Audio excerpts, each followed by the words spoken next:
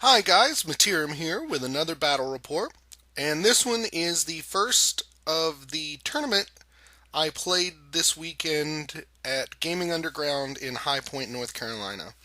Now, this is my first tournament ever, so I was very, very nervous, and tournament games go a little faster paced than I'm used to, so I do apologize up front. Some of the pictures are blurry, and I do I forget to take deployment pictures until after I've taken the first turn, stuff like that.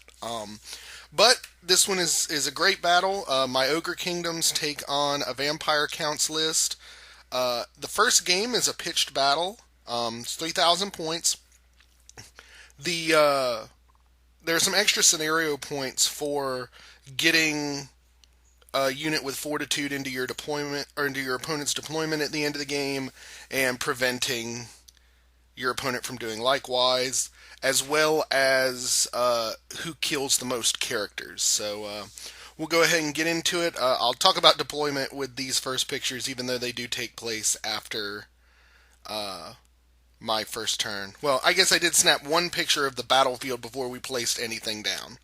So we've got a building in the middle, impassable terrain at the bottom, a wall, a couple of forests, and a hill at either caddy corners there.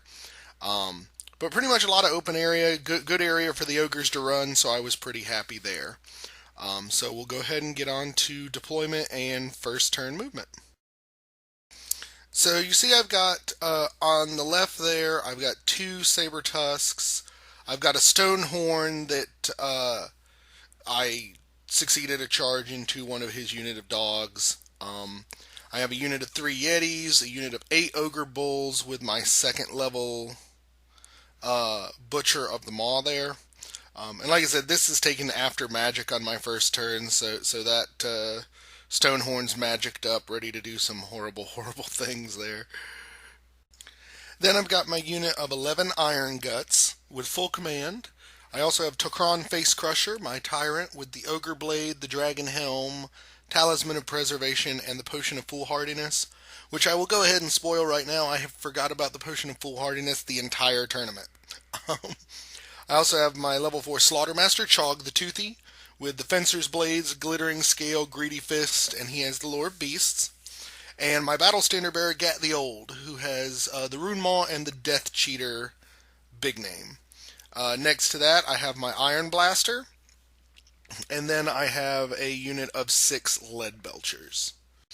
And then my right flank here is another Saber Tusk and a unit of 2 Mournfang Cavalry. That is a Standard Bearer and a Musician, and the standard they are carrying is the Banner of Eternal Flame. Now, my opponent didn't give me his list, so I'm doing my best from memory. He has a unit of 8 Crypt Ghouls there, 2 Mortis Engines behind it. He has just this big, ridiculous bus of skeletons. In that skeleton unit, he has his Strigoi Ghoul King, who is just kitted out with ASF, Red Fury, all kinds of craziness. He also has another vampire with the Night Shroud on him, and in the second rank there is a level 4 Necromancer. Next to that is a big stupid bus of 50 zombies, and he has I think a level 2 vampire in there as well, who gets his spells from the Lure of Beasts. Then next to that, as you can see, he's got another 50-man unit of zombies, and he has 2 Cairn Wraiths as characters in the front of that. He has a unit of 5 of the Dire Wolves that he's vanguarded up, as well as another unit of 8 Crypt Horrors in the back. There's filler in for a lot of those, but he also has another unit of dogs here that I charged into, and he has another one all the way on the right, my right, that are threatening the Mournfang Cavalry. So in the deployment pictures, you basically got to see what I did on my first turn. Only real thing of note is the Stonehorn destroyed that first unit of dogs. So on Vampire Count turn 1, in the last picture you saw he charged one unit of dogs into a Saber Tusk. Here he charges a second into my unit of Yetis. And at the top of this picture you can see that he charged a unit of the Crypt Ghouls into the Stonehorn. And here's just a little bit better picture of the Stonehorn about to eat it from Crypt Ghouls. And here you see everything else in his army is kind of moving up cautiously. He sees my Iron Gut unit there and knows that it can put out just a crazy amount of pain, so he doesn't want to give me any easy charges, but he wants to get himself into position where he can capitalize on my forward movement. You also notice that the zombies with the Cairn Wraiths are moving on to the left flank because he knows I don't have any magical attacks over there. So my only hope is I'll be able to do enough damage to the zombie unit that I'll be able to break the Cairns in combat res. So he only rolls like 5 dice for magic, and I end up stopping his whole magic phase, and he's not close enough to scream at anything. So we go straight into combat, and even though the Saber Tusk does kill one of his dire wolves, it's not enough. He ends up breaking and running him down, and ends up behind my Mournfang there, as you see. Over here, that pack of 5 dogs was just no match for 3 pissed off Yetis. I admit I was getting a lot of gentle ribbing for having brought the Yetis, so I was really determined to make them do the absolute best they could. So I was very happy to be getting points for them pretty much any opportunity, and every time I did, the people at the tables next to me were yelling, "Yetis!" Over here, I have Troll Guts up on the Stonehorn, so I ended up killing 2 of the Crypt Horrors and did not take any wounds on the Stonehorn, so I thought that was pretty freaking amazing. So, Ogre turn 2. I move up the Yetis in front of the Cairn Wraith zombies because the Yetis have magical attacks. I actually, if I can get into a fight with those Cairn Wraiths, I should be able to shut them down and hopefully kill them. They've only got 2 wounds each. I move up the Ogres to kind of support whatever needs support here. And I move up the dog in what I think is going to be a redirect chaff thing. And the other cat there is threatening the side. Over here, now I know that the Strigoi Ghoul King has Frenzy, and he's going to charge and kill something. My plan here is to essentially sacrifice the Lead Belchers, who've been being an annoyance and shooting that unit, and leaving him enough room to run right through the middle. My plan is, once he overruns, to just book it to the other side of the table so he ends up having to spend the rest of the game chasing me down. And hopefully that will keep the Strigoi Ghoul King and that other vampire out of the fight long enough for me to wipe out everything here in his backfield with my Iron Guts. So that's the plan. We'll see how well it works. So in Magic, I managed to get off an Amber Spear that goes through the entire unit of skeletons that the Strigoi Ghoul King is with and ends up taking off 6. The Lead Belchers then take off a few more. Like I said, my main thought here is to just try and thin down that unit as much as I can so that it forces him to need to get them into combat to stop me from thinning them down anymore. Because if I can do that and he goes for the Lead Belchers, then I think I've got it. Because that Strigoi Ghoul King is scary. Tok'ran might be able to handle him, but I really think that would be a coin flip. Because I would be relying on a lot of love from that 4-up ward save he has. So I would rather just totally avoid him. And that's the plan here. And the 1 wound that you see on the Mortis engine was the only successful shooting that the cannon did all game. Did 1 single wound in turn 1. So we go into combat, and my luck runs out on the Stonehorn. He ended up scrolling troll guts on him again, so I didn't have any regen, and those crypt horrors just absolutely tore him apart. Um, so that made me very, very sad. So Vampire's turn 2. He charges in the Strigoi Ghoul Kings group into the Lead Belchers. And I did succeed in getting Wissen's Wild Form off on them. Whatever. Um, so the trap is sprung. I hope he's just going to tear through them and keep going. Now, what I wasn't terribly happy with was he did succeed a charge with the other skeletons, or the zombies, into the Iron Guts. So, in my mind, it is absolutely essential. I have to destroy this unit very, very quickly. Um, because if I don't, um, I'm going to get stuck there. He'll end up reforming and coming into the flank with that Strigoi Ghoul King, and the Iron Guts are going to be absolutely destroyed. Um, so, yeah.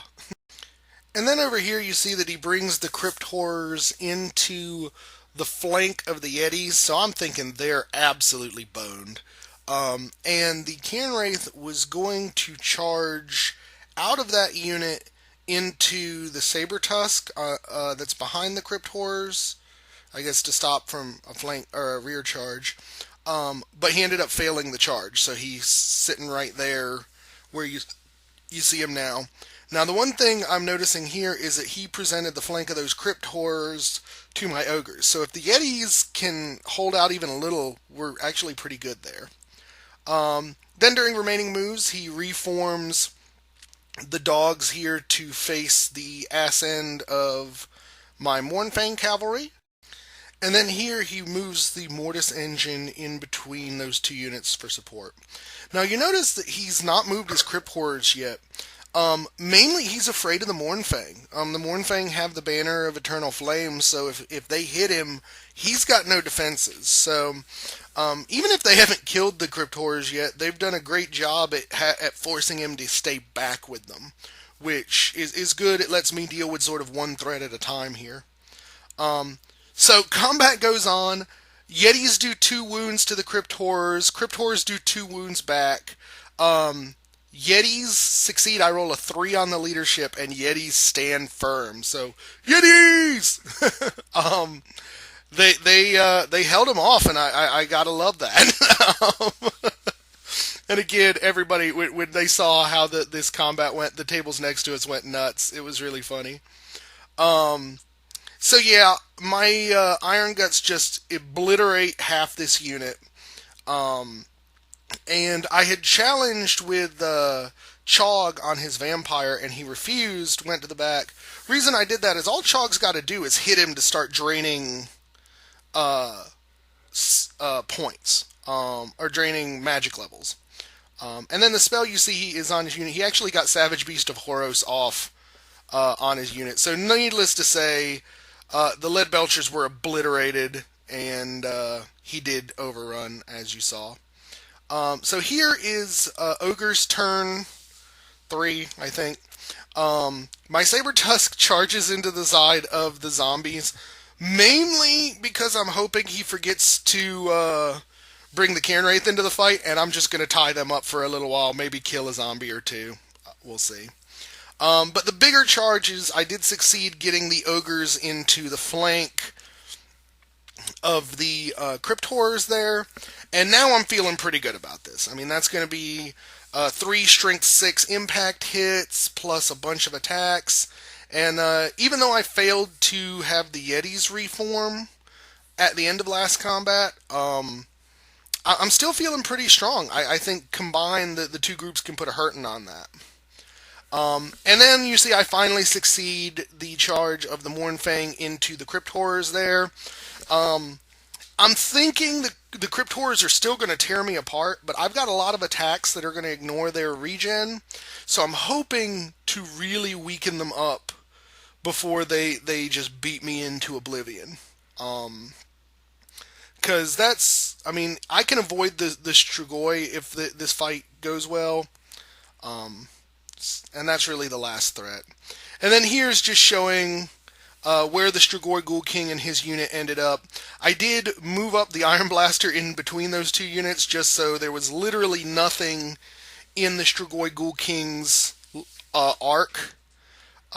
So he is going to have to spend his next turn reforming before he can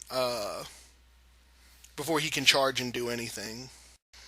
And then here you see I move up the other Saber Tusk so that once he kills this one, I'll charge the other one in and hopefully hold that bus up for a couple of turns so they can't charge into the Yetis there. And hopefully that will let me take care of the Crypt Horrors without any additional interference.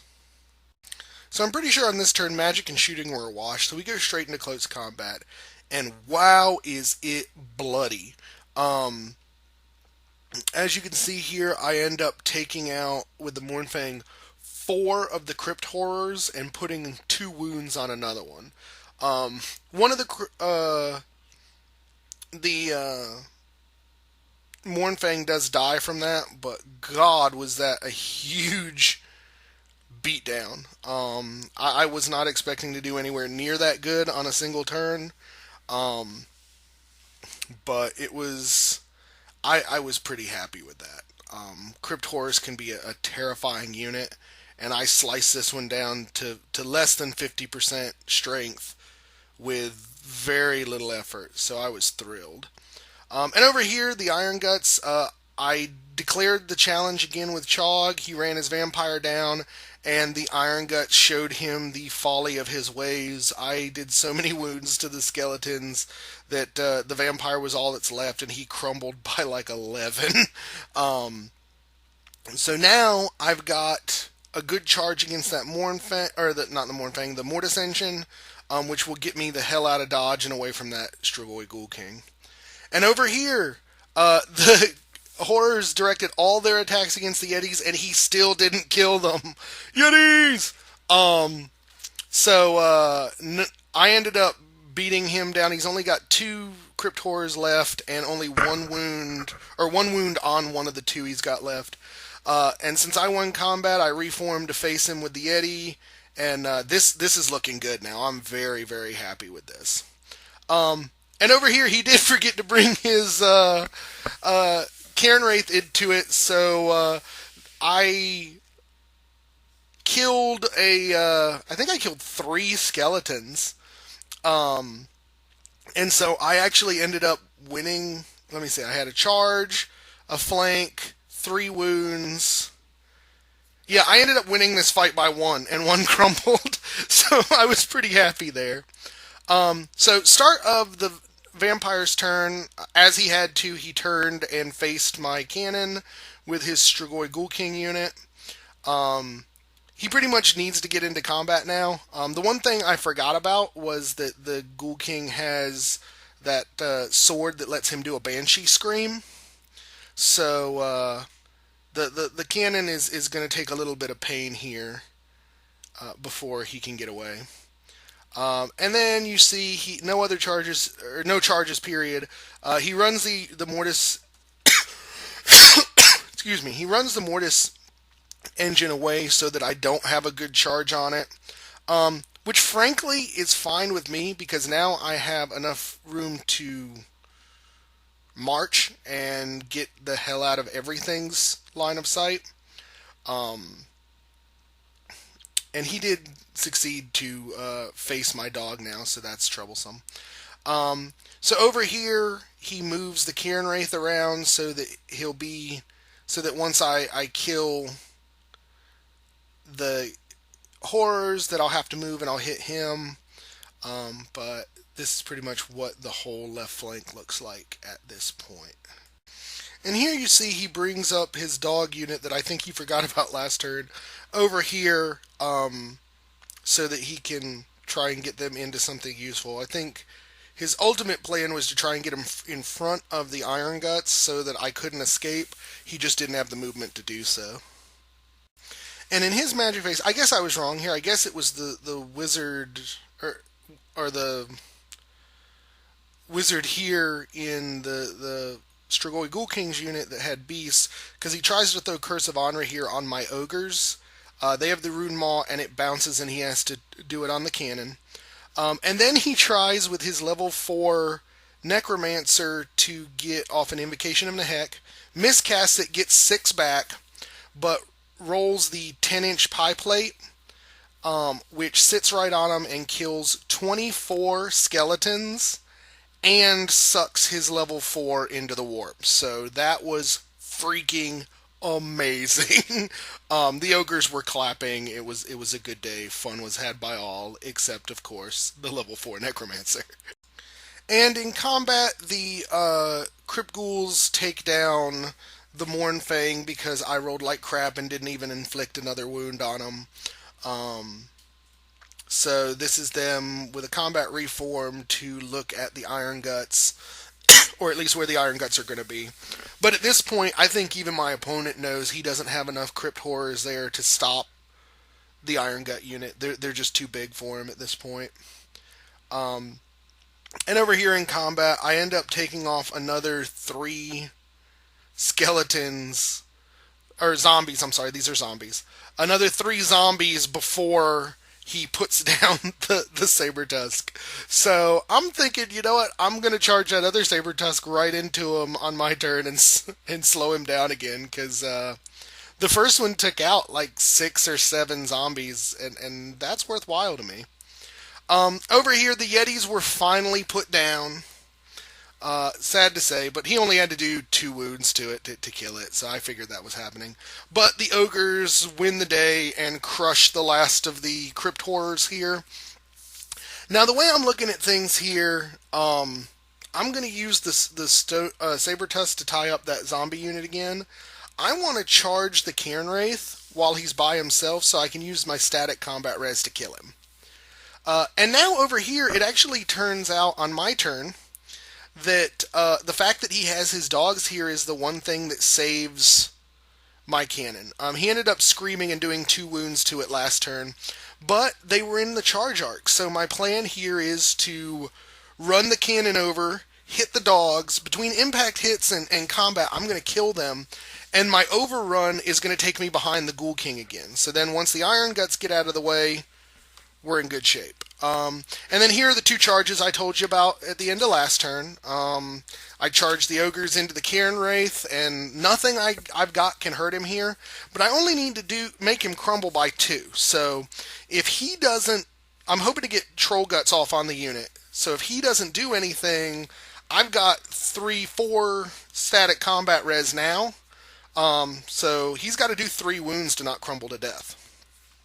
And then here is the charge of the Saber Tusk into the zombie, and I'm so used to the Saber Tusks dying horribly to everything. I actually forget how good they are. I mean, they're weapon skill 4, strength and toughness 4, and 4 initiative, which frankly makes them one of the better fighters in the Ogre arsenal, with everything else being weapon skill 3.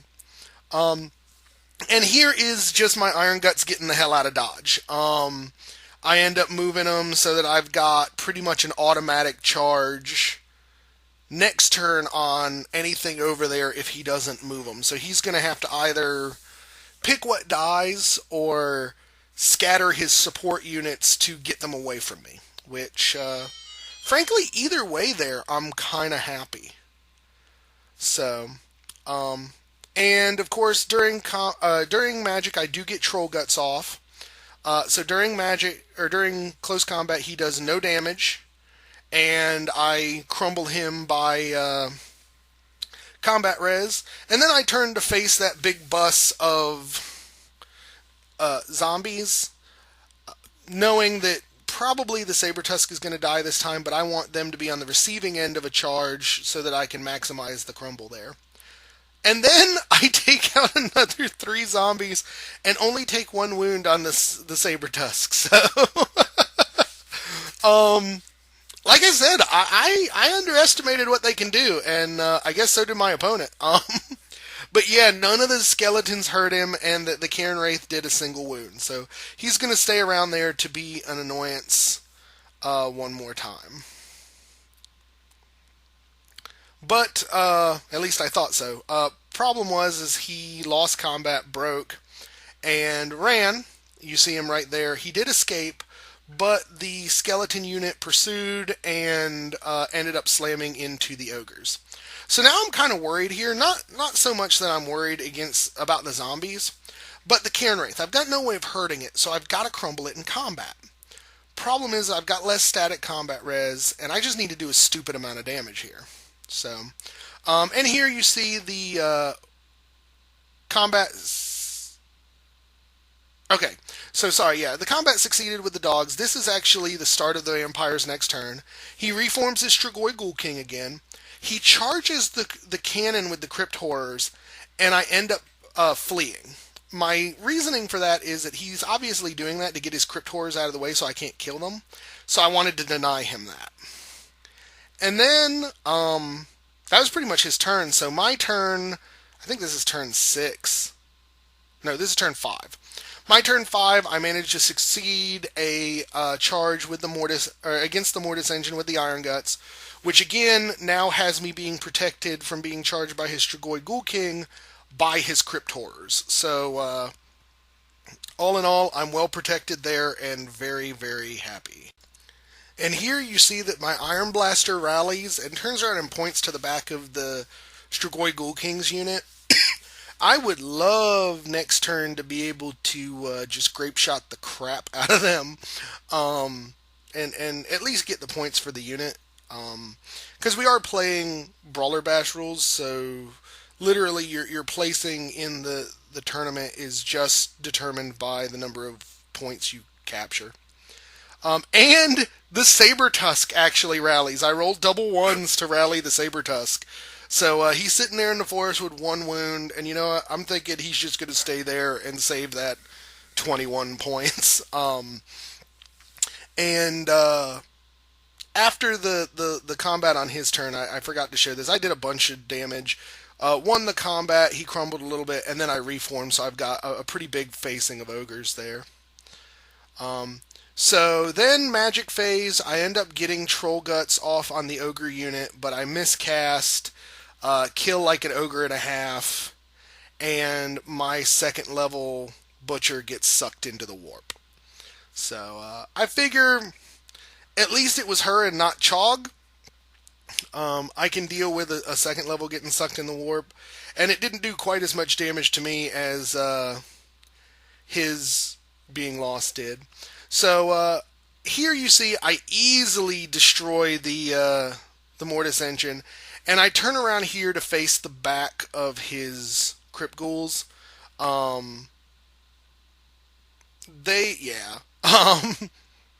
they're just not going to be able to get away. They really aren't. And I'm still basically hiding behind them from his Strigoi. So you see here he tries to go with him. I actually think I march blocked him here, if I remember correctly. So he only gets that far. So I've still got him in a almost a certainty charge.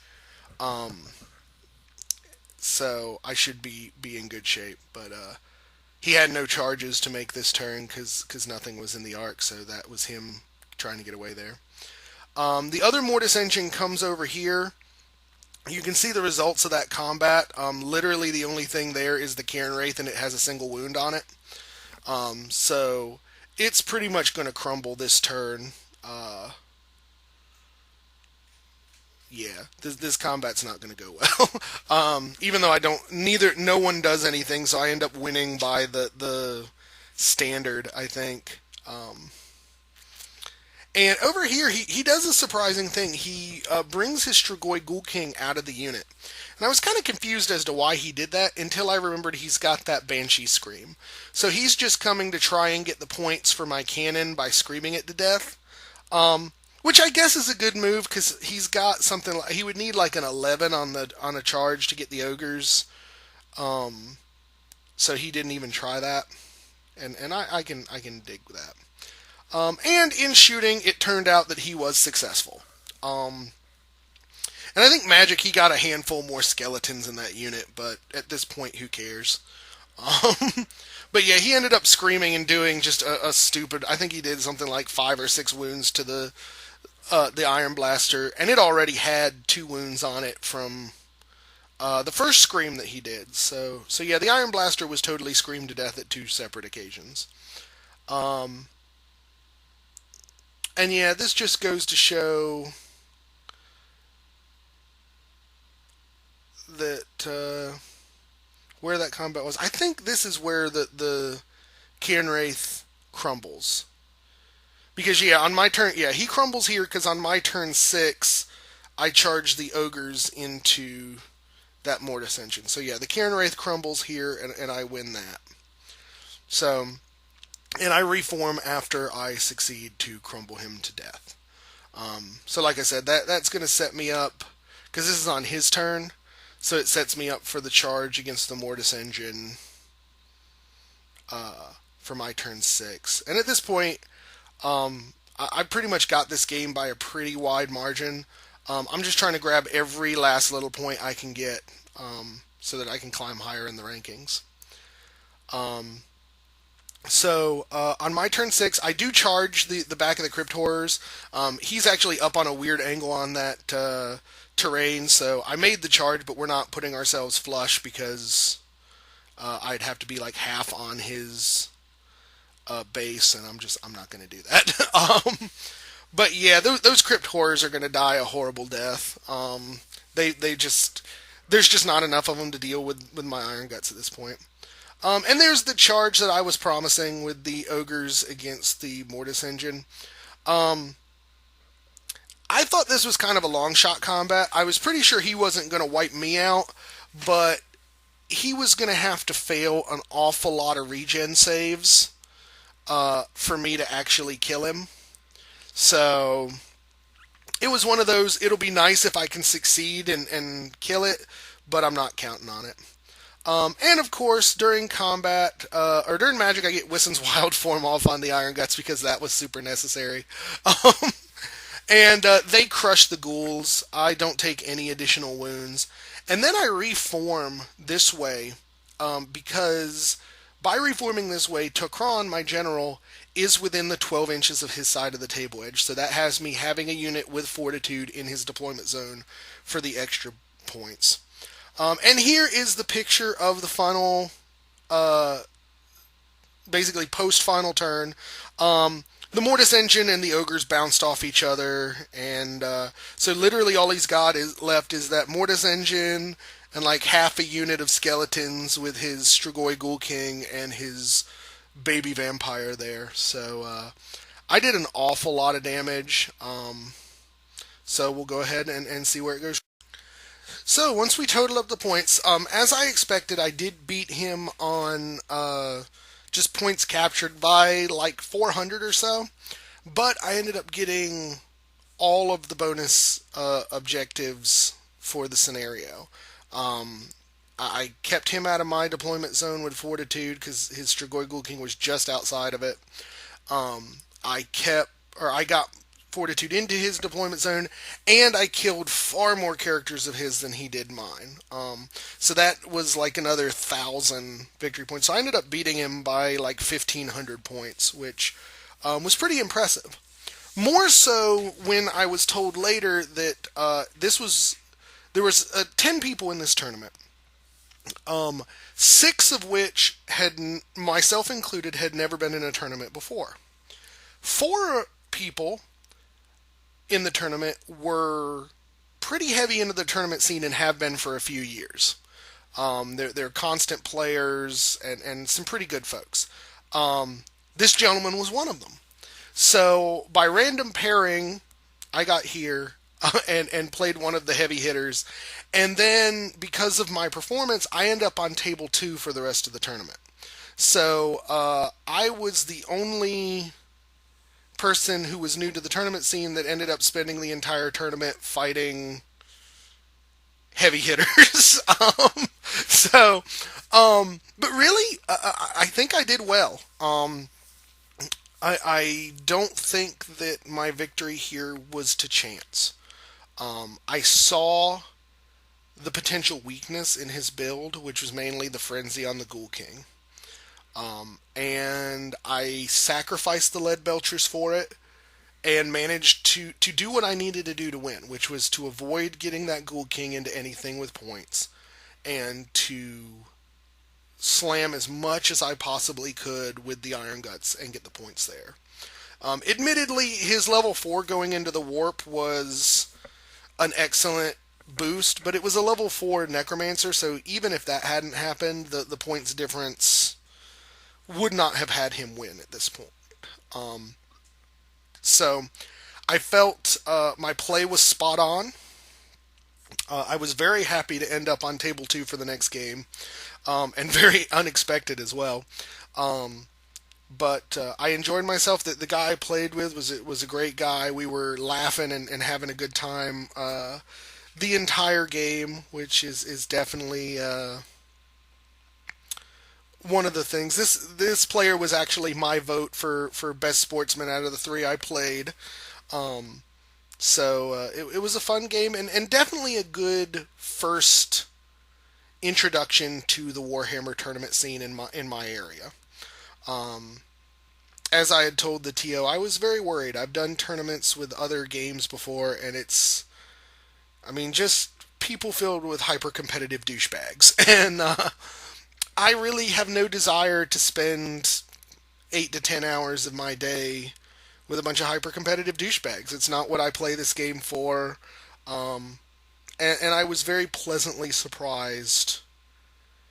Even though I was playing the hyper competitive folks for the entire tournament, nobody came across as a douchebag. So that was a lot of fun. I think my list is going well. I think it's a very strong list, minus perhaps the Yetis, but they put in work here, so that made me happy. So all in all, it was a good game. I got my first tournament win under my belt in my first game, so that makes me excited. I hope you guys enjoyed watching this. I've got 2 more battle reports for the tournament coming up that I'm hoping to get up very shortly. And please, if you like what you saw, subscribe, like, comment on any of the videos. Be more than happy to start any sort of conversations regarding them that anybody would like to. So thank you guys for watching, and I will catch you next time.